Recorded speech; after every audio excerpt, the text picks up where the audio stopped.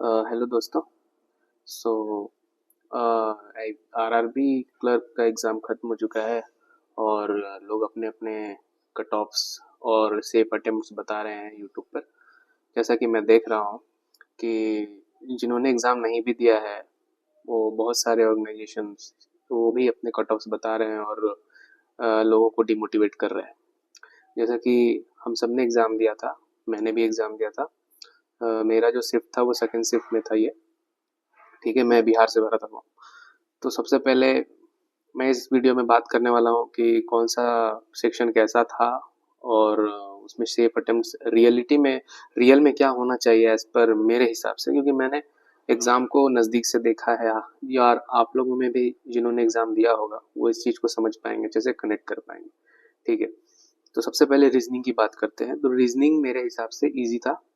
हाँ, sectional timing होने की वजह से अगर आप किसी पजल में फंसे होगे तो आप हो सकता है आपका अटेम्प्ट कम हो जाए, बट अगर आप नहीं फंसे होगे तो आसानी से 30 to 35 क्वेश्चन तो आराम से अटेम्प्ट कर सकते थे। ठीक है, तो मेरा उसमें 35 अटेम्प्ट रहा।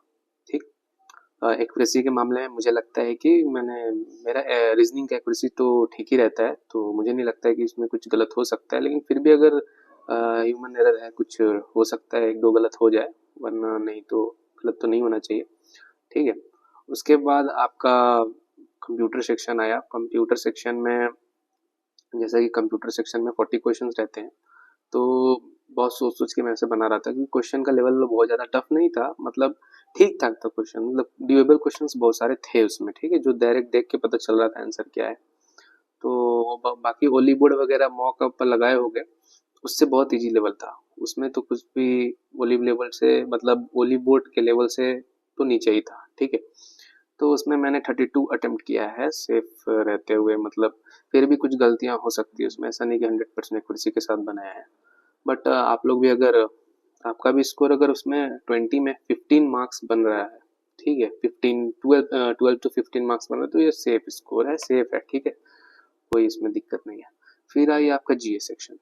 जीए सेक्शन में 40 क्वेश्चंस। अब पहले क्या था कि इसमें सेक्शनल कट ऑफ टाइम नहीं था, तो हम लोग एक बार आप देखते थे कि कौन कौन सा क्वेश्चन बन रहा है, डायरेक्ट मुझे हम 100% श्योर थे उसको बनाते थे और फिर मार्क करके रखते थे, फिर दोबारा जाकर बनाते थे।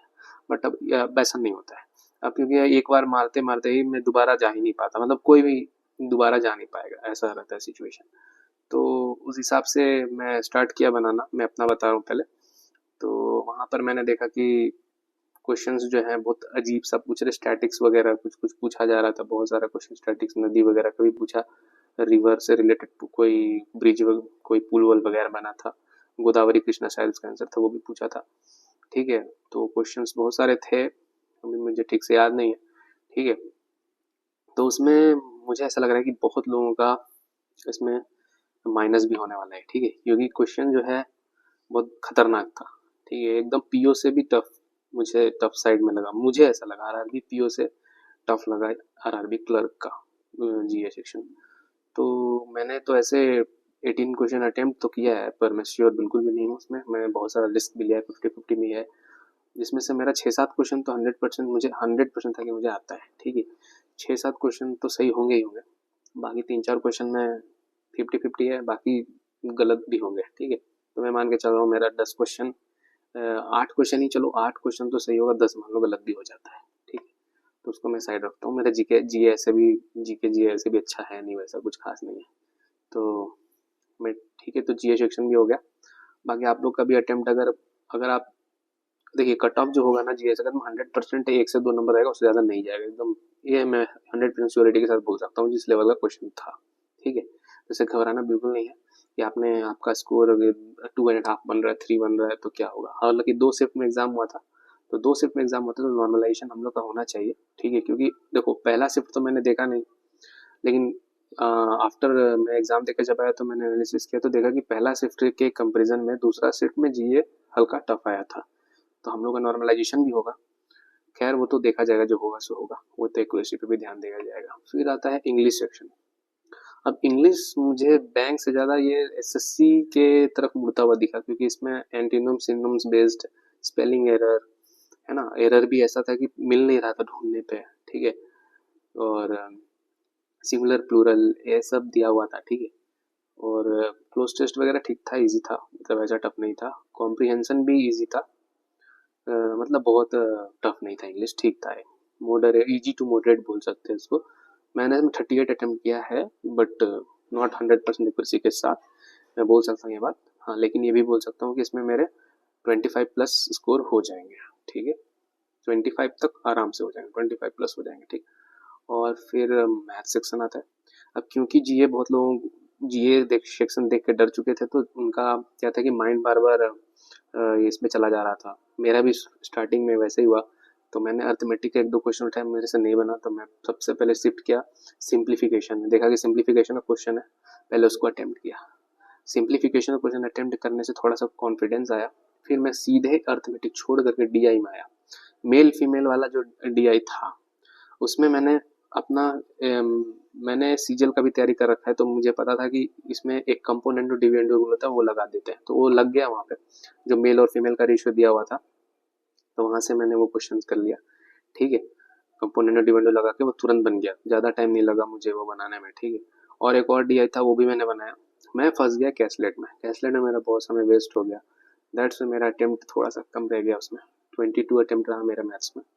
बट ठीक है, 20 प्लस अटेम्प्ट भी अगर है, जिस तरह का क्वेश्चन का लेवल था, 20 प्लस अटेम्प्ट इज सफिशिएंट। 20 से 22, 24, 25, ठीक है। सबका अटेम्प्ट इसी के आसपास ही है, तो ऐसा कोई दिक्कत है नहीं।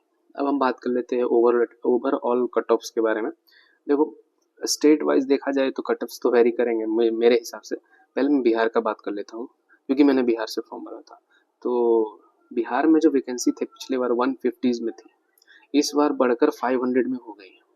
अब कुछ यूट्यूबर्स इसमें कट ऑफ बता रहे हैं 55, 56, 57, ऐसा कुछ कुछ बता रहे हैं, जो कि बिल्कुल नहीं जाएगा। मैं 100% श्योरिटी के साथ बोलता हूँ, मैंने पिछले साल भी इसका मेंस दे रखा था।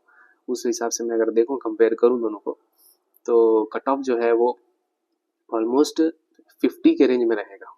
48 से 55 के बीच में ही रहेगा। 55 से ज़्यादा नहीं जाएगा, बिल्कुल नहीं जाएगा बिहार के केस में। बाकी सब स्टेट के केस में भी आप इस एग्जाम को देखते हुए पिछले साल के अकॉर्डिंग और वैकेंसीज के अकॉर्डिंग और सेक्शनल कट ऑफ्स के अकॉर्डिंग, जीए सेक्शन के अकॉर्डिंग, आप पिछले साल के कट ऑफ में से -3 से 4 नंबर, 3 से 4 नंबर करते जाइए।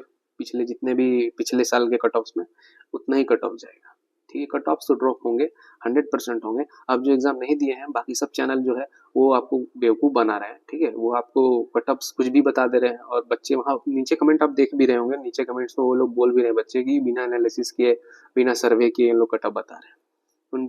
तो वो सब वीडियो ना देखें तो ठीक है, वो डिमोटिवेट कर देगा।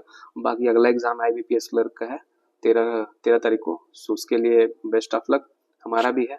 हम लोग सभी का, एक्चुअली हम सभी बैंक वालों का है। हम सबके लिए बेस्ट ऑफ लक। चलिए फिर मिलते हैं अगले एग्जाम के एनालिसिस में, ठीक है। Thank you.